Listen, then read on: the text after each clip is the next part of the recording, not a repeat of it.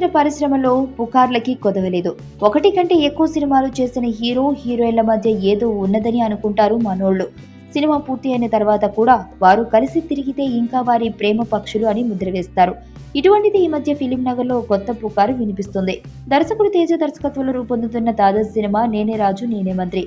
ఈ సినిమాలో రానా, Kajal lead roles లో నటిస్తున్నారు.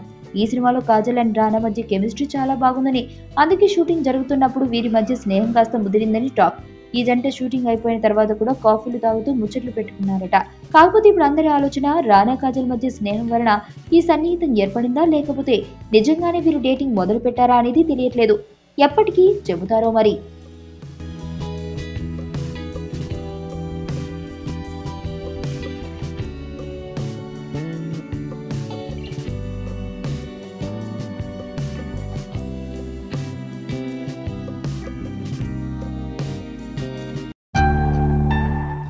గర్ల్స్ అందరూ హ్యాండ్సమ్ గర్ల్స్ ని ఇష్టపడతారు కాబట్టి he's a handsome, so that's why I like. Behaviour ఒకటి మంచి ఉంటుంది. సో మహేష్ బాబులో సాఫ్ట్ కార్నర్ చూస్తారు. హీరో అంటే మహేష్ బాబు, మహేష్ బాబు అంటే హీరో. ఇది నా డైలాగ్, రాసి పెట్టుకోండి.